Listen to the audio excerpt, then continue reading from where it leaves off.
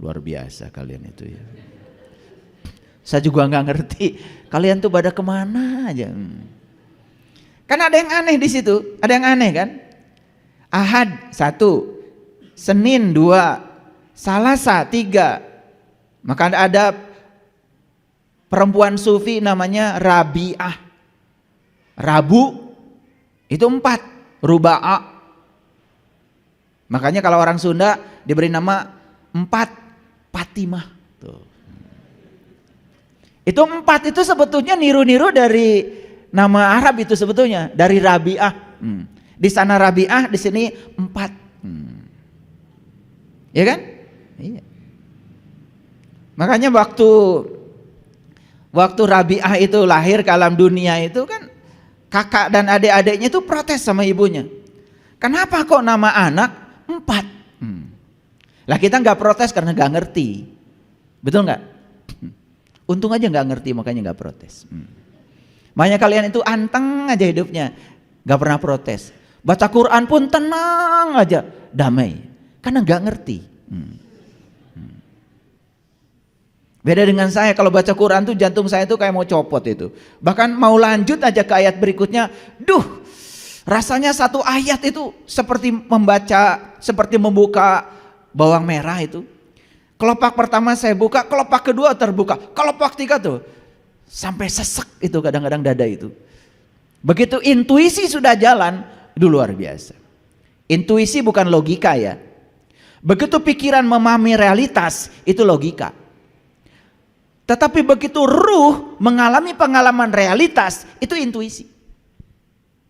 Makanya ruh kita itu harus mengalami pengalaman realitas. Bagaimana kita bisa menyatakan iman kita itu benar kalau belum mengalami? Malam yazuk lam ya'rib. Yang gak ngalamin itu gak akan paham. Karena tidak ada pemahaman dari kitab, dari buku, gak ada. Semua pemahaman itu datang dari pengalaman. Hanya yang mengalami yang bisa paham. Yang gak ngalamin cuman tahu zon, sakwa sangka, persepsi namanya, kebenaran namanya. Pembenaran namanya, bukan kebenaran.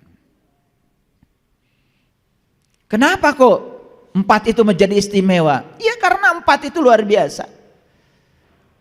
Tubuh kita dibangun dari 4 unsur, tanah, air, api, udara. Yang harus kita kenal dari Allah juga 4, asmanya, sifatnya, af'alnya, Allahnya.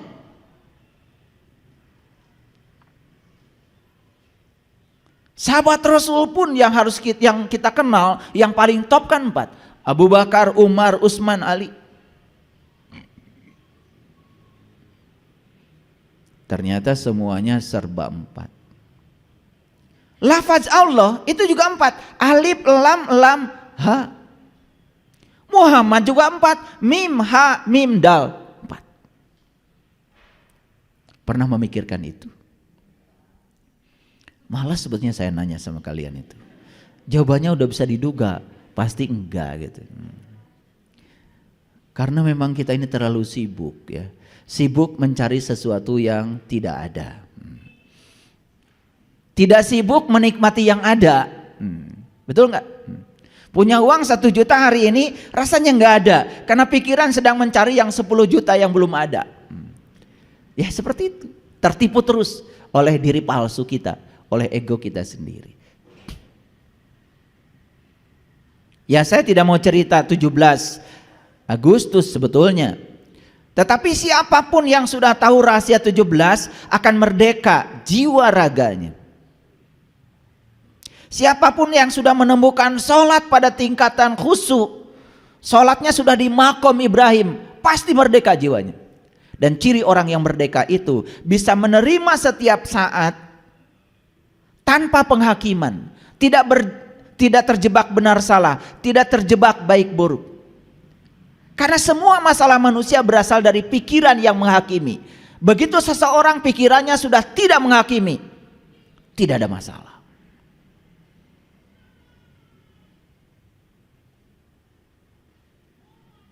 Makanya untuk bisa merdeka yang sebenarnya, ya, kita harus tahu caranya.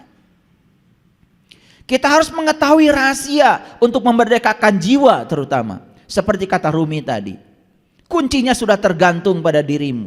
Tetapi mengapa kunci itu tidak kau gunakan untuk memerdekakan jiwamu? Makanya begitu seseorang sudah merdeka, maka dia akan mengalami 8. Bulan Agustus bulan 8. 8 itu 8 lapisan kesadaran.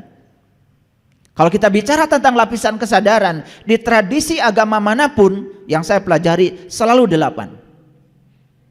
Semua tradisi agama kalau berbicara kesadaran 8. Makanya waktu Isra Mi'raj Nabi Muhammad digambarkan secara simbolik, siloka, perumpamaan. Di langit yang pertama bertemu dengan Nabi Adam. Di langit yang kedua bertemu dengan Nabi Yahya. Di langit yang ketiga bertemu dengan Nabi Yusuf. Di langit yang keempat bertemu dengan Nabi Idris. Di langit yang kelima bertemu dengan Nabi Harun.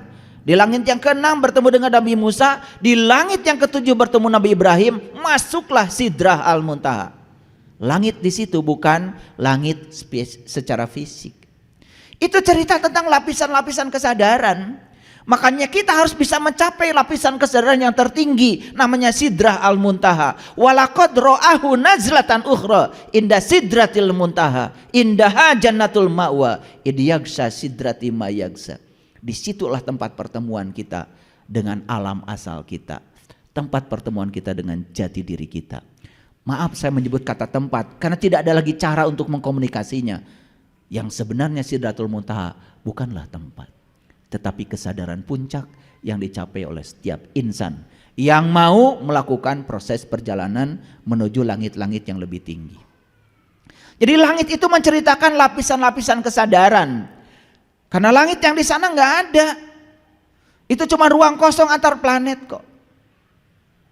19 itu kalau di Quran itu adalah pintunya neraka Syakor. Ada 19 pintu. Jika seseorang sudah merdeka jiwanya, maka kesadarannya akan meningkat sampai Sidrah Al-Muntaha. 19 pintu neraka itu tertutup rapat bagi dia. Maka 5. Luar biasa. 4 sudah saya sampaikan ya. Semua hidup itu saraba 4. Kita menjadi tahu dan kenal kepada rahasia angka 4. Dan 5 itu kalau di Islam luar biasa ya. Itu kan rukun Islam. Islam itu adalah damai pasrah. Itulah puncaknya kehidupan. La tamutunna illa wa antum muslimun. Keren bukan? Keren ya kalau dibahas. Tapi hari ini topiknya bukan itu.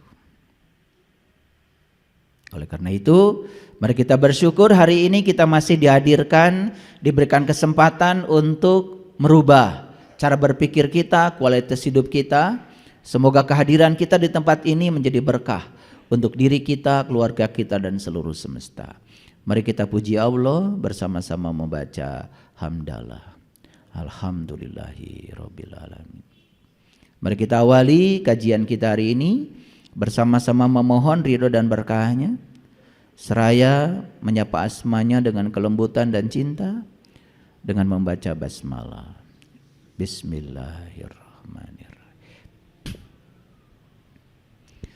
Topik kita hari ini adalah percaya dan tidak percaya, dua-duanya tidak bisa dipaksa. Percaya dan tidak percaya tidak bisa dipaksa.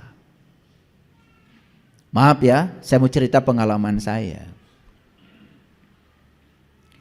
Waktu kecil saya mempertanyakan banyak hal. Saya mempertanyakan tentang Allah, tentang malaikat, tentang kitab. Saya mempertanyakan tentang Rasul. Saya mempertanyakan tentang hari kiamat. Saya mempertanyakan tentang akhirat. Wajar nggak kalau saya mempertanyakan itu? Wajar nggak? Wajar kan? Tetapi jawaban yang saya terima, ini pengalaman saya dari guru-guru ngaji saya, jawabannya tidak boleh bertanya itu, wajib percaya. Tambah bingung saya. Sedangkan wajib itu kan dilaksanakan dapat pahala, ditinggalkan dapat siksa. Kan dua-duanya juga itu kesadaran rendah. Coba, kita punya karyawan, dia itu melaksanakan pekerjaan karena berharap pahala, berharap pujian dari kita. Dan dia melakukan pekerjaan karena takut dapat hukuman dari saya. Kalau kita punya perusahaan dan karyawan kita semua begitu, maju nggak perusahaan? Bangkrut perusahaan kita. Kita butuh di perusahaan kita itu orang yang butuh bekerja, orang yang butuh untuk mengimplementasikan eksistensi dirinya agar dia eksistensi, keberadaan dia itu ada. Makanya ada 4 tingkatan motivasi. Pertama, motivasi hadiah. Dia melakukan sesuatu karena ingin dapat hadiah. Ini motivasi